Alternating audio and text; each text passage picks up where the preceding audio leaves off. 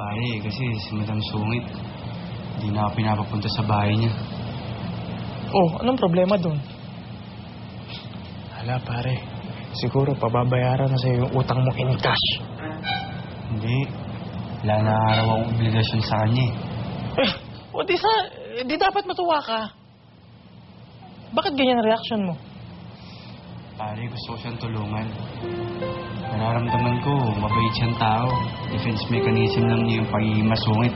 Kasi nga may tinatago siyang kalungkutan. Kung hindi na niya kailangan yung serbisyo ko sa bahay niya, ibig sabihin nun, pare, hindi na kami magkikita. Paano ko siya matutulungan? Teka nga, hindi kita maintindihan, naguguluhan ako eh. May pagtingin ka ba sa babae niya?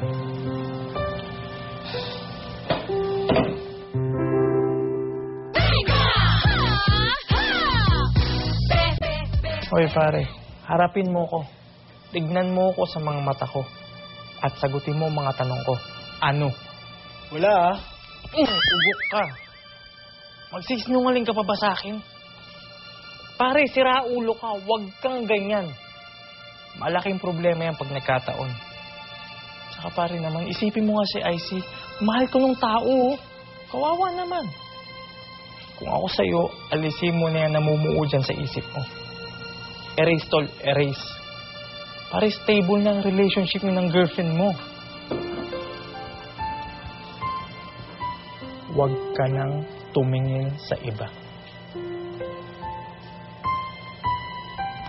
Etong lokalit na Jackie na to, hindi ko alam na seryosohin yung sinabi ko sa kanya.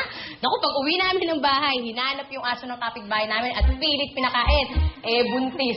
Ayun! Kinagat yung kamay niya. Pero nasa na yung video. Gusto ko na makita. Uy, Jackie! Tantanan niyo na yung video-video na yan. Nasa yung cellphone ko? Andyan sa bag ko. Nakopya ko na yan. Good morning! Ang ganda ng breakfast, chismisan.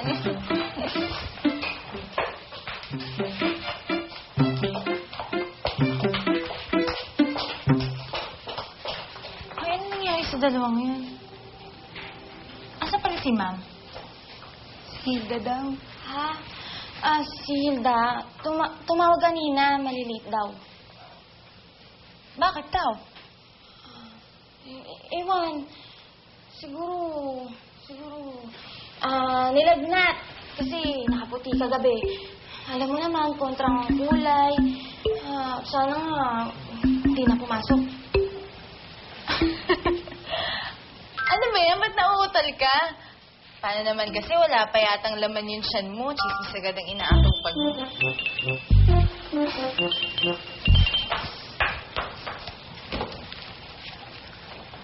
Uy, maraming guest today, ah.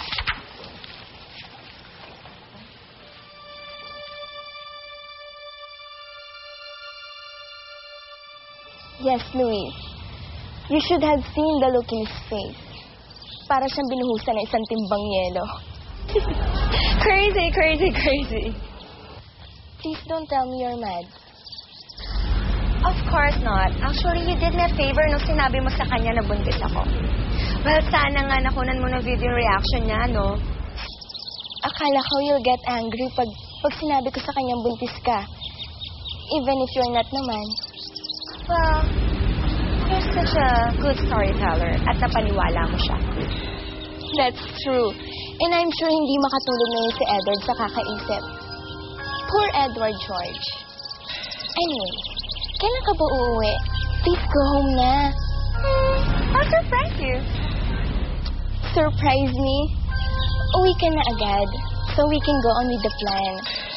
Excited na ako makapaghigante sa Plaza family.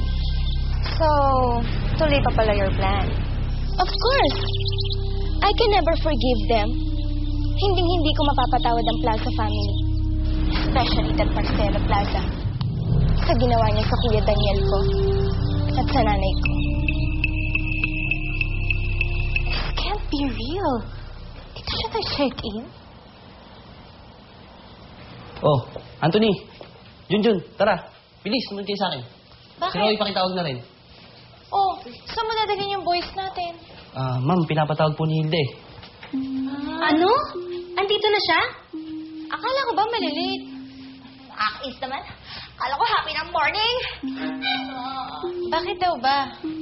Ma'am, di ko nga po alam eh. Basta sabi sa akin ng driver niya, tulungan daw po namin sila magbaba ng mga gamit niya. Gamit? Ano ba? Hindi pa ba kayo kumakain at lalatoy-latoy kayo? Rowie, ingatan mo yung bitbit mo. Carlo, pag may nabasik sa mga gamit ko, mawawalan ka ng trabaho. Opo.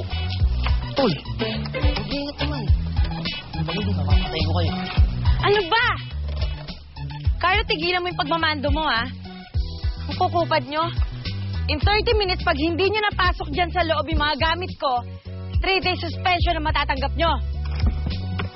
Hoy, ikaw, lupitin mo yung sofa.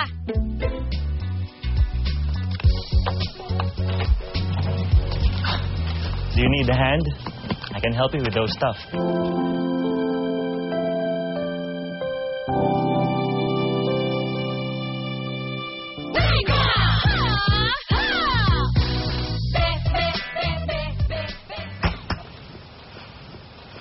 Anong ginagawa mo dito?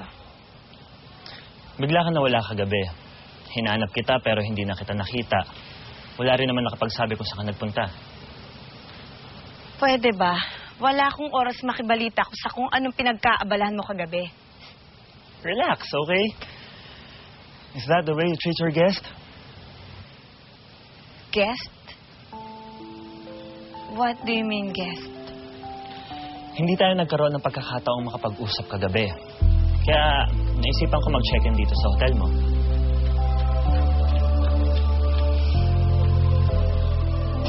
Siguradong matutuwa si Ma'am Michelle kapag nalaman yung dito naka-check-in si Daniel.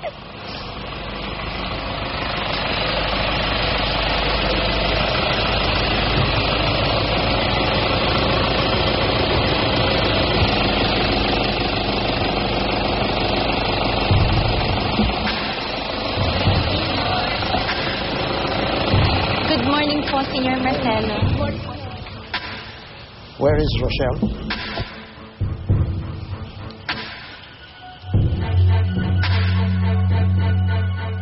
Anong kalokohan to, Dr. Tan?